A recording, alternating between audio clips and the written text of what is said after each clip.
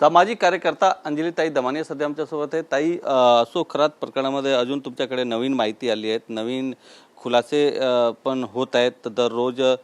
तुम्ही याबाबत press conference पण घेणार आहेत, काय नवीन माहिती आहे, काय सांगणार? बुधवारी मी अशोक खरातांवर आणि एक प्रेस कॉन्फरन्स घेणार आहे। आत्ताच्या घटकेला जी माहिती माझ्याकडे जी एक्सेल शीट आहे त्याच्यात 1825 नंबर आहेत ज्यांच्याकडून आणि ज्यांना खरातांनी कॉल्स केलेत, म्हणजे ज्यांनी खरातांना केले आणि खरातांनी त्यांना केले। आता या सगळ्या नंबर्समध्ये धक्कादायक बाब म्हणजे त्याच्यात IG लेवलचे अधिकारी आहेत, PI, सिनियर PI, तहसीलदार, डेप्युटी कलेक्टर आणि इतकंच नाही तर राजकारणी, तर तुम्हाला नावं ऐकून धक्का बसेल असे राजकारणी त्याच्यात आहेत। मला खरंच कळत नाही आहे की ह्याची व्याप्ती किती मोठी आहे, कारण याच्यात ट्रॅफिक म्हणा, पोलीस स्टेशन्स म्हणा, सगळे जर अधिकारी इन्व्हॉल्ड असतील आणि इतक्या, आणि याच्यात मी 1-2 कॉल नाही म्हणत आहे, असंख्य कॉल असणारी लोक जर असतील तर दिस इज ॲब्सल्युटली शॉकिंग।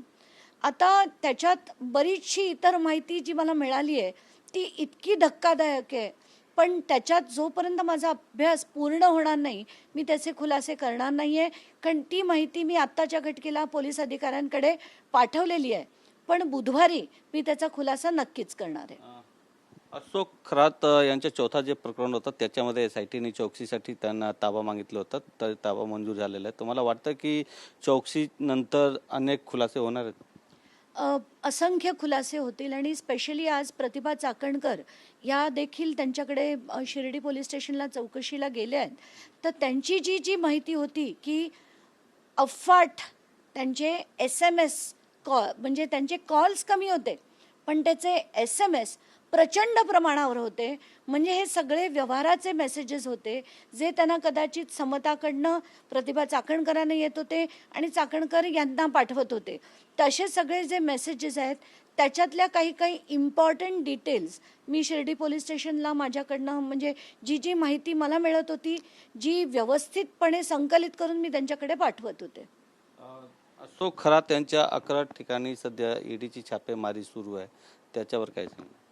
त्यांचे प्रॉपर्टीचे जे डीलर्स होते तर आत्ताच्या घटकेला माझ्याकडे जेवढी नावं आली आहेत त्याच्यापैकी 5 महत्त्वाची नावं आहेत ज्याची माहिती, त्यांचे नंबर, त्यांचे झालेले कॉल हे देखील मी यंत्रणेंना दिलेले आहेत।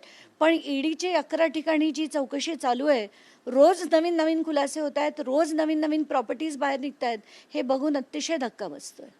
काँग्रेस नेते नाना पटोले यांचे आरोप आहे की अशोक खरात सरकारचा माणूस आहे, सरकारचे नेत्यांसोबत त्यांचे संबंध आहेत, त्यांचा वापर केला जाते आणि जे अशोक खरात शक्तीपीठ महामार्गावर इथे पण एक जागा घेतली होती असं त्यांनी आरोप केले आहेत। कसं त्यांना अशोक खरातांनी यंत्रणेचा वापर जरूर केलाय, त्यांनी स्वतःसाठी पण प्रॉफिट्स मिळवले आहेत आणि राजकारण्यांना पण अफाट प्रॉफिट्स मिळवून दिलेत।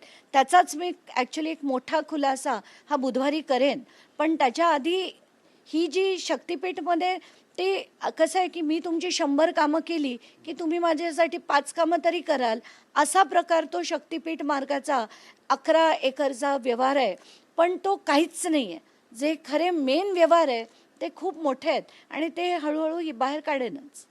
अत्यंत महत्त्वाची अशी माहिती समोर येत आहेत की ज्या दिवशी अजितदादा यांच्या बंगल्याबाहेर ब्लॅक मॅजिकची प्रकार घडला होता त्याच दिवशी खरात ठाण्यात होता अशी माहिती येते। तुमच्याकडे काही माहिती आहे का याबाबत? ह्याबाबतचाच मोठा एक खुलासा मी बुधवारी करणार आहे, कारण त्याच्यात अतिशय म्हणजे गुगल लोकेशन सकट ते त्या एक्सेल शीटमध्ये आहे, त्यामुळे मी ते दाखवीनच, पण हॉरिबल माहिती हे एवढंच सांगता येते।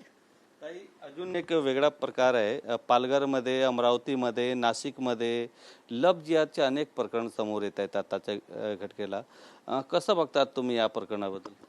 नाही, मला त्याच्याबद्दल खरंच काही माहीत नाही आहे, त्यामुळे मी त्याच्यावर खरंच बोलणं टाळेन।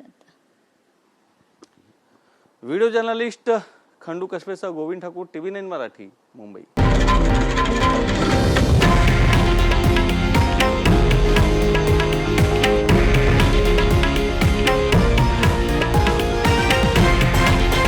हे आहे देशातील नंबर 1 न्यूज नेटवर्क आणि आपण पाहत आहात TV9 मराठी, एकमेव।